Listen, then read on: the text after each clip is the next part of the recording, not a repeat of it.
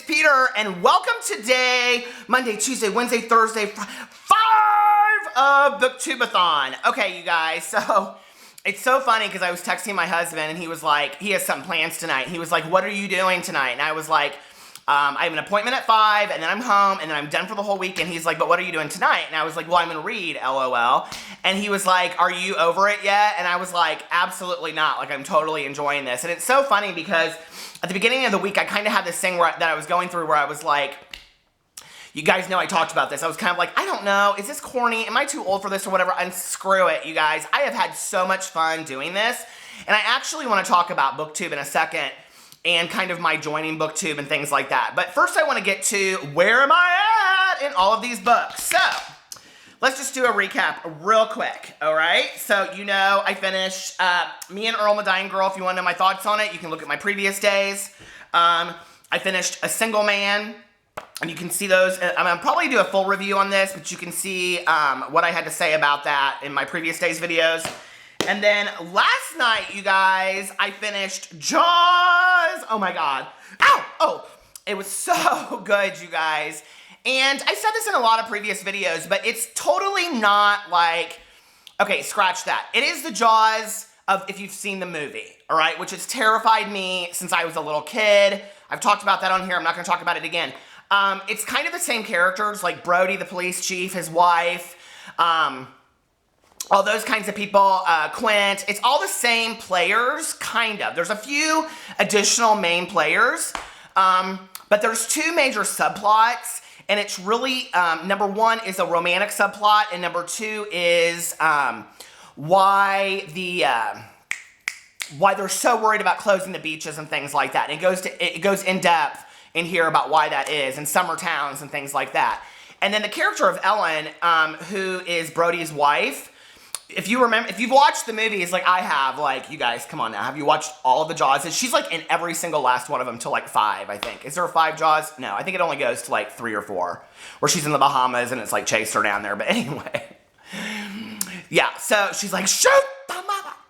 But anyway, into that boat, and it's with Michael Caine, and it's horrible, but I loved it. Anyway, okay, so yeah, so she's really developed in this book. I gave this book 5 out of 5 stars.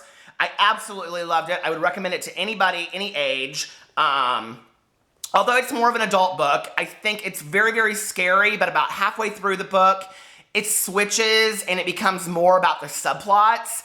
And then the last quarter, I would say, is really about the shark and what you see in the movie. So, and different things happen in this book, you guys. Different outcomes at the end of the book. So I was very interested. It also makes for the reason why he didn't write a sequel, and that's all I'll say. So you guys should watch, or you should read this book. I think it's a modern classic. I think it's really, really, really well done. It's the first of its kind. I mean, there's all these kinds of books out there now. It was the first of its kind, and Peter Benchley had really done his research. And the nuances are just beautiful. It's just written, I mean, I felt like I was in Amity reading this book, so I loved it. And then Me Before You, I am 65% into it. I'm listening to it on Audible. I'm on, like, it says 241, but I've like been listening to it for an hour today, so I'm probably on chapter 20. I'm like, you guys, I'm almost done with this. And it's interesting because I'm reading this with Maddie, and I was talking to her mom today on the phone. Hey, Erin. And she was like, yeah, Maddie's really struggling getting through it, which was a surprise to me because I thought Maddie was almost done. What doesn't surprise me is that this is not a book for middle grade or middle graders. I mean, it just isn't. And so when I said that to her, she was like, well, do you think it's too adult for her? And I said, I don't think it's really too adult.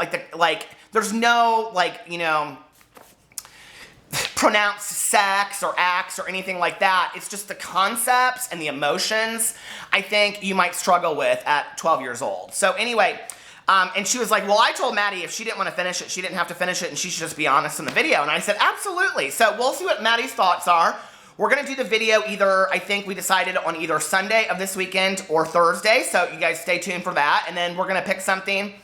I'm going to suggest Cinder, because Dylan sent that book to me, and I think it would be really good. And because when I was talking to her mom on the phone today, she was like, oh, Maddie loves those kind of books. Those kind of like, you know, retellings of fairy tales and stuff like that. So I think that might be the book that we read. I'm real excited about it for August. So yeah, if she hasn't read it already. She loves contemporary romance. So I thought maybe The Unexpected Everything. I don't know. We'll see. So if you guys have suggestions for a book that you think Maddie and I should review, will you put it in the comment section below? She's 12 years old, so it has to be something that we can both read and kind of give our opinions on. Okay? So yeah. And then I haven't started The Duff. So I don't know anything about it. And I'm going to probably save it for this weekend. And I started this morning, If I Stay. I'm only like in the first chapter. But you guys this is kind of hilarious. It's 240 pages, and if you look at the, have you guys read this? If you look at the print is like huge. So really, if this was printed like in regular, and there's so much extra shit at the end of this book, like the story behind the story, questions for, all this kind of stuff. I mean, really, here, I'll show you. From here, all of this is just extra, if you haven't read the book. So it doesn't even, it's like 70 pages of extra. So anyway, the book is only like 240 pages long. I think I'm gonna be able to finish this tonight. I like the story so far. I will say, I think it's gonna be a book, this is what I think. I think it will be a book that I say that I really, really enjoyed reading and that the story was fun, but the writing was not that great. I'm not, some of the things that she says in here, I was just reading it and she says to her mom, what does she say? She goes, I'm pondering going back to bed, I say. My cello's at school, so I can't even practice. What teenager says pondering? I mean, for real? I don't know. And here I am, giving me and Earl and the Dying Girl criticism because they speak too much I don't know, street kids, and then she's pondering. So I don't know, it's interesting to me, especially since she's a cello player, but her boyfriend is in a rock band or a punk band. So it's gonna be, or a ska, screamo band. So it's gonna be interesting to see where this book goes. A lot of people love this book. So I know Christine loves this book. She raves and raves and raves about Gail Forman. So I'm real excited about it. And yeah, I hope that I enjoy liking it. I asked my friend today, I was like, have you seen me before, or have you seen If I Stay? And she's like, I loved that movie. So we'll see. Yeah, and that's where I'm at with the Booktube-A-Thon updates. And so many people have tried to get me to do other readathons, which I'm real excited about. I think, okay, the interesting thing about Booktube-A-Thon is it's really gotten me into the mode of reading again, if that makes sense. Reading on a regular schedule. A couple years ago, I realized during this that my husband and I's schedule really affects my reading a lot. Because a couple of years ago, I used to sit down and read for 2 to 3 hours a night. He goes to bed at 10, and I would sit on the front porch and I would read till 1 or 2 o'clock in the morning, if not later. And so I would finish a lot of books. I think that's why I read a book a day or a book every other day, like that, right? And I haven't really done that the last couple years because he gets home later than I do typically, and we sit down and we watch a TV show together, or I take these really late naps because I'm working on my book or whatever happens. And so I haven't really read like that. So Booktube-A-Thon has forced me back into that reading schedule, and I've really, really enjoyed it, you guys. Last night I just sat down, made a cup of coffee, I sat on the front porch. It was, muggy as shit in Indianapolis, you guys. I just read on the news that this morning at 5 a.m. it was 78 degrees, and the humidity was off the charts, and it's the most humid summer we've had in 100 years or something. So anyway, and you see I got some sun today. Do you see? Oh my God, and I have lost 11.8 pounds. 11.8 pounds on my diet, so I've stuck to it. I'm super excited. Yeah, so anyway, so it's got me kind of back into this whole reading schedule. I was looking last night. I've read 13 books in July, which is crazy for me. And I'm almost done with my Goodreads reading challenge for the year. I'm 10 books away, which I'm gonna finish by the middle of August because I was looking at all of these buddy reads that I'm doing. I have 6 buddy reads I'm doing for August, so I'm super excited about that.